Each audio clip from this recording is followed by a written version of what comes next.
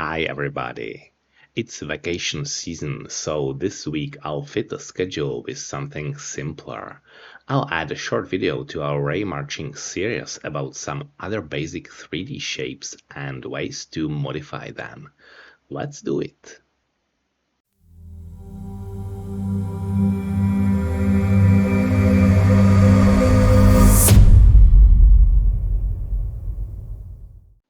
And once again, let me repeat the usual introduction. We'll be building on the shader we ended up with at the end of the previous part. I have it open in front of me. And if you've been following the entire series up to this point, your code should be in the same state. If not, there is of course the option to get all stages of this project from the Godot shader pack, which you can find on my Gumroad profile and which I've linked to in the description of this video. So, we'll start by stopping the camera movement and removing the scaffolding from the scene that we created in the previous episode. I want to add new models and it would be good if we could see them without any obstructions. So, which means that I'll scroll down to the material SDF function and comment out the line where we add the struts object like this. And let's stop the camera movement. So scrolling down to the fragment function, and here ray origin is simply the camera position. Okay, very well. And I think we should also modify the look at parameters so we can see everything. Where is it? Here, let's change it to 1.5. This is perfect. So this is a good setup for the coding. We have a cylinder, a cube, or more like a cuboid, and a sphere.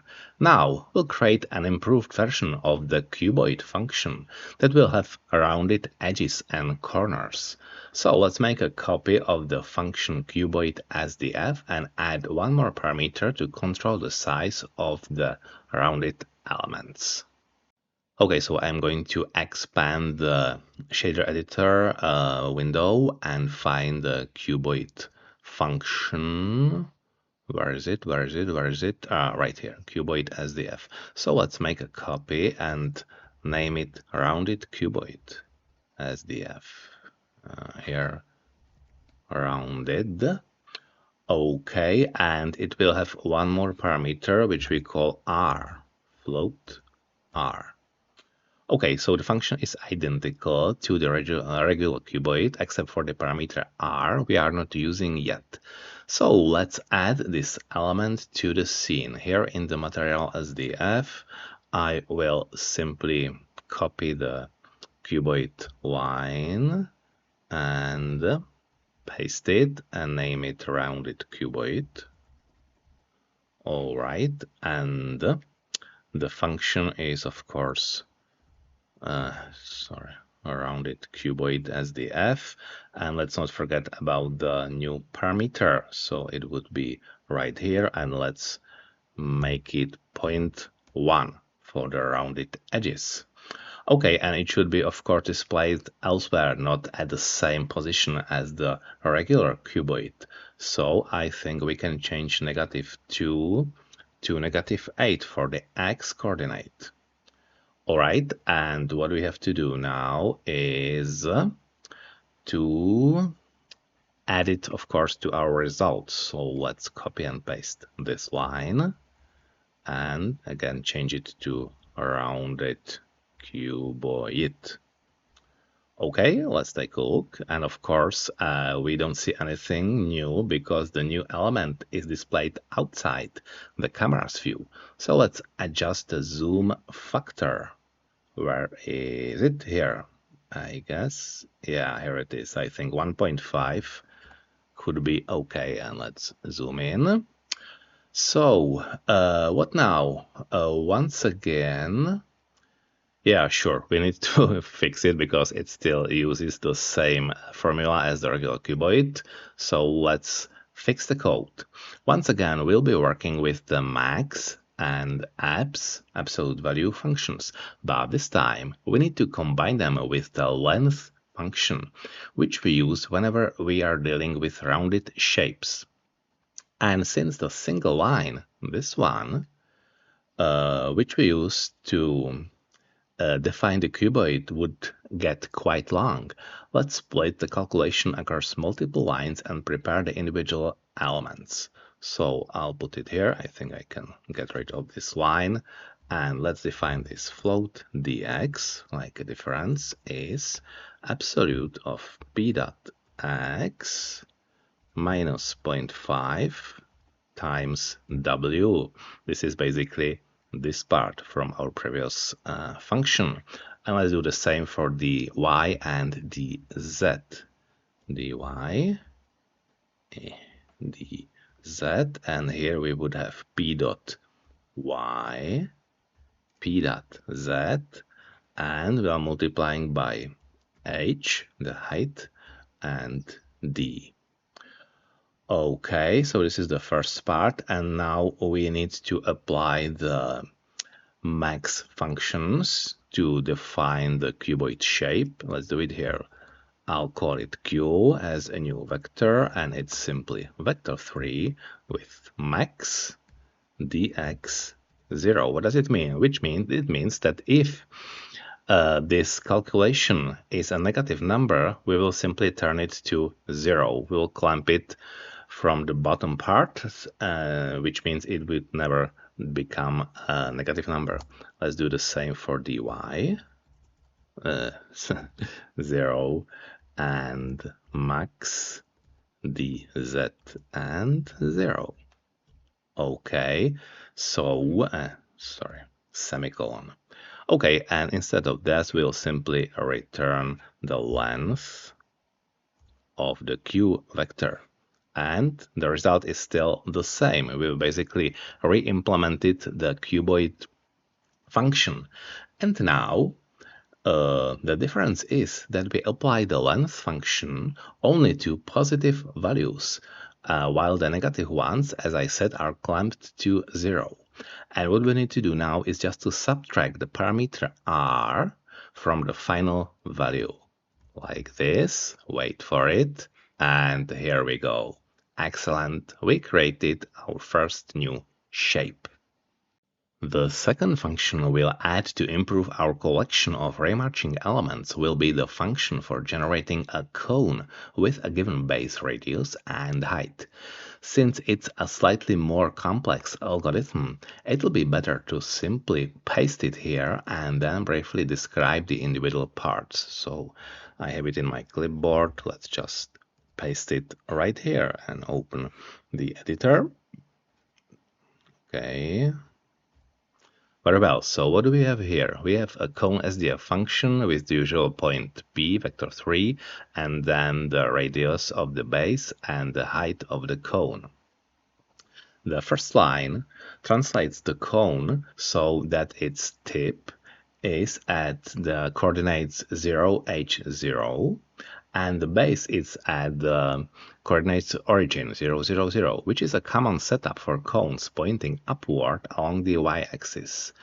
Vector q is a helper vector that defines the cone slope and vertical scaling. Vector w flattens the vector p position into 2D space, which effectively turns the cone into a 2D profile for distance calculations. Vector A is a distance to the cone's sloped side, and vector C is a distance to the base, which is a circular cap, or side, depending on the position. As for the rest, we calculate the minimum distance and the sign correction so that we always know whether a particular point is inside or outside the cone. I admit I cannot explain this algorithm down to the smallest detail, but that's probably not necessary. Important thing is that the result will be exactly what we expect from a cone. So let's add it to the scene. And I think this time we can simply copy the sphere definition with its material and other things and paste it here. Call it cone and Let's give it the correct material, like, oh no, maybe this is fine. We'll see. We'll see soon enough. And now here, cone SDF.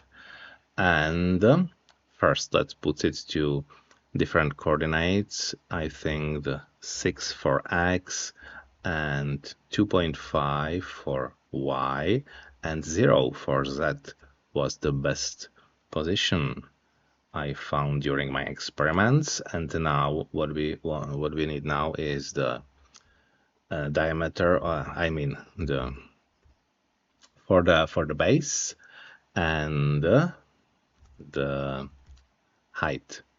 Let's make it 2. Okay, and I will add the cone to the scene. Let's copy this line and use cone. Okay, let's take a look. Yeah, here it is, but it would be better if we see the whole cone. So once again, it looks like we need to fix the look at parameter. And where is it here? I think changing the x to -4 should do the trick. Yeah, here we go. Okay, so we have the cone, and the third model we're going to work with is called a torus, which actually looks like a donut. So its function is much simpler. Let's add it. I'll scroll down and do it right here. Okay, so float torus SDF with parameters vector3b and float r1, float r2. We need 2 radii because the torus is defined by the outer and inner circle.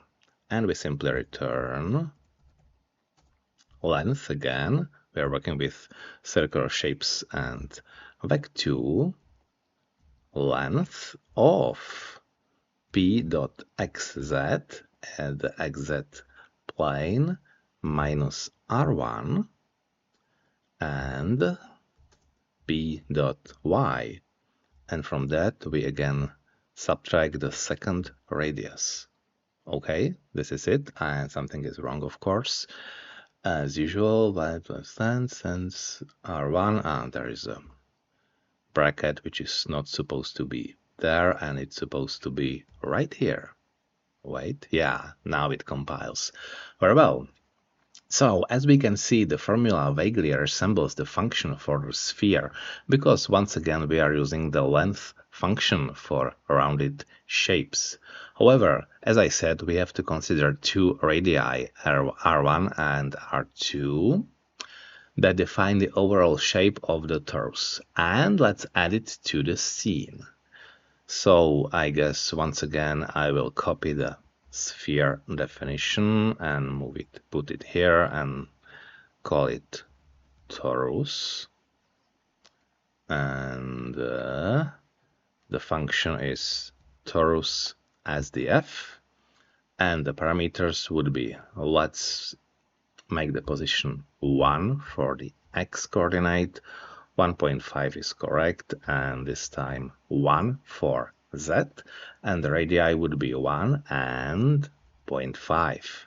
Okay, and adding to the scene, copy, paste, torus. All right, and save, and let's take a look. Here it is. It seems the torus fits into the scene without any issues, so we don't need to change any parameters. So what's next? We'll take a look at several ways to modify finished shapes and create entirely new elements to enhance the scene. The first one I'll introduce is a function I've called displace.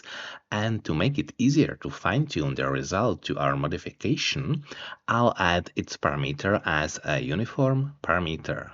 So scrolling up to the uniform parameter section, which is already pretty long, so let's make it even longer. Uniform float and displacement with a hint range and the value 1, and the range would be from 0 to, let's say, 10, and the step point 0, 1. Okay, the function itself will look like this. The idea is that we modify the individual components of the vector p, which contains the coordinates of the current point, using other functions. In our case, we'll use the sine function, which will give us a wavy surface of the selected model. So let's scroll down right after the torus definition, and let's put it here. Okay, I think I'll just expand it again and write it here.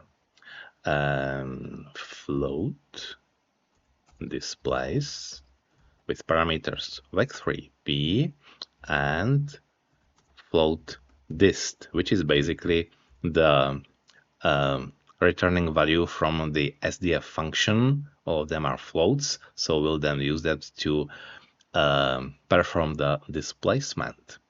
And we are simply returning this.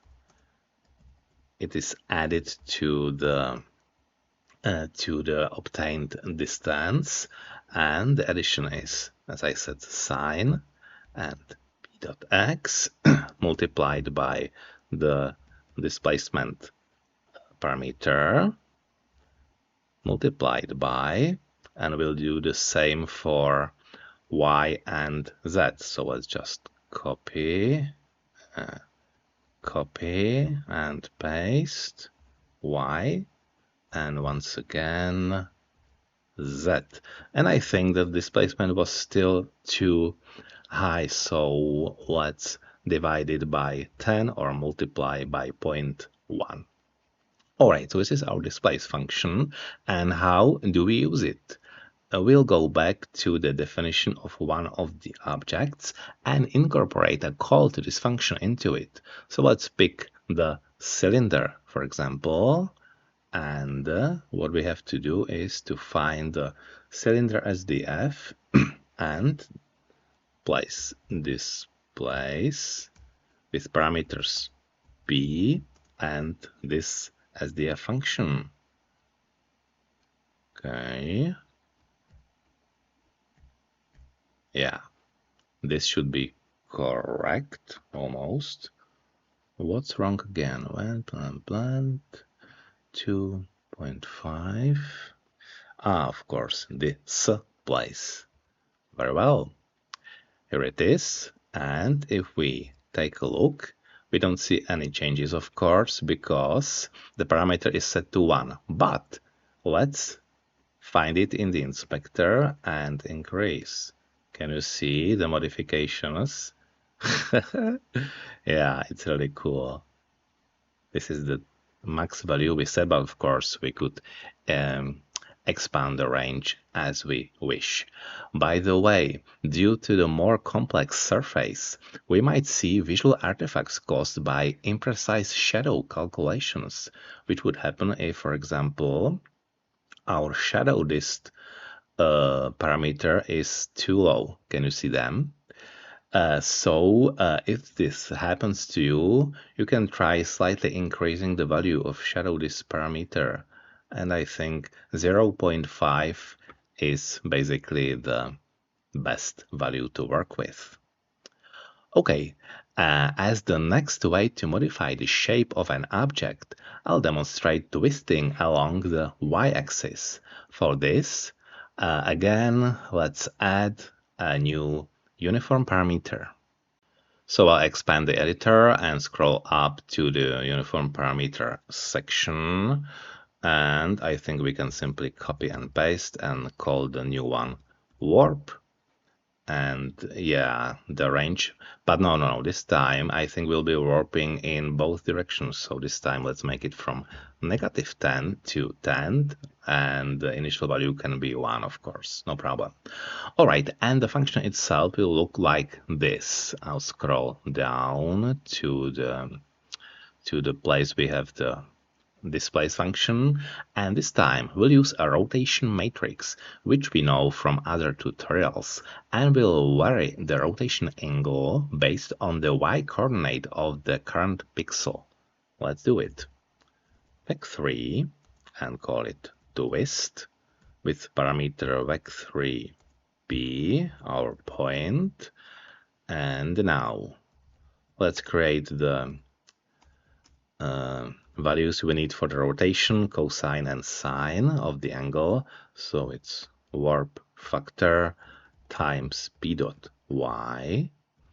The same thing would be for sine, so float s is sine of warp times p dot y. Okay, and now let's use the matrix. Vec2q would be matrix 2, which composed of two-dimensional vectors, vec2 c and s, and the second one is vec2 negative s and c, the rotation matrix, and we multiply it by the xz components. So as you can see, we are using the y component to define the angle and the xz components to perform the rotation on. Okay, and finally we can return the result, which would be basically vector 3, and we now need to take the first component of the q vector, qx, then the original y component of the p vector, and the final component of the q vector, and it is two-dimensional, so it's y. Okay, so this is the function, and in this way we can deform, for example, a cuboid. So let's find the cuboid definition. Here it is, and here in the cuboid SDF we will apply the twist to the p p vector, which is moved to other position. So twist of all this, and yes, that should do it. Okay, let's take a look. Where is the cuboid? Yeah, haha, we can already see it's twisted somehow. However, the sphere here is a bit in the way, so let's move it slightly to the left. Let's find the sphere definition. Yeah, it's sphere 3, and I think we can change the x coordinate to 4.5, negative 4.5. Wait, yeah. Now it is correct. So now we can find the parameter warp in the inspector and change it, twist it more, or to the other side. Yeah, this is nice. But of course we have not to overdo it. Can you see what happens? Or so we get plenty of visual artifacts again. I think just a slight twisting is the best for the best result. Okay, and the last function for deforming an object will be bending in the vertical direction. This time, we'll also control the effect using a uniform parameter. We'll do it again. So let's edit right away. I'll expand the editor and scroll up and add it here. Okay, so uniform float. Yeah, sorry. Copy paste is definitely faster. Copy paste, and I'll call it flex for the flexing. Okay, the function itself is almost the same as the previous deformation, only we select different components of the p vector for the individual operations, like this.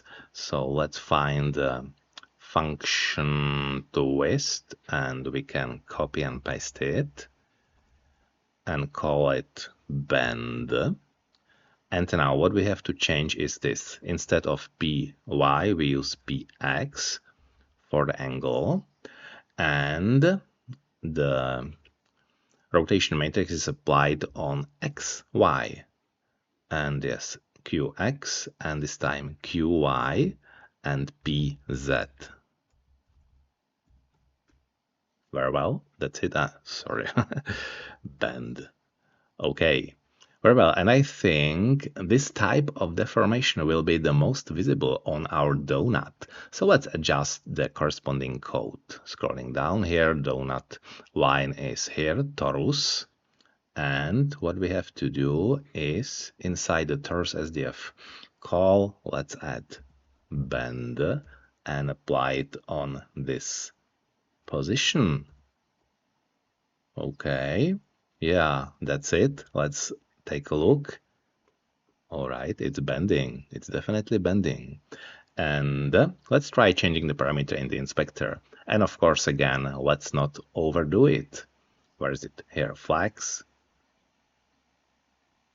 Ah, sorry. I made a mistake. Let's scroll up to the flex function. I mean the bend function. Shit, where is it? Here. We are still using warp, but we should use flex. Flex and flex. And now change it again. Now it works. And can you see what happens if we do it too much? So again, let's be gentle with this parameter. And this is basically it. Very nice. Okay, and we are done. So to wrap it up, I think we can turn the camera rotation back to better enjoy our result. Okay, so we have to scroll down to the fragment function and change the camera, the ray origin definition to its original value. Yeah, and let's just show everything. Yes, this is very nice. Let's observe it for a while.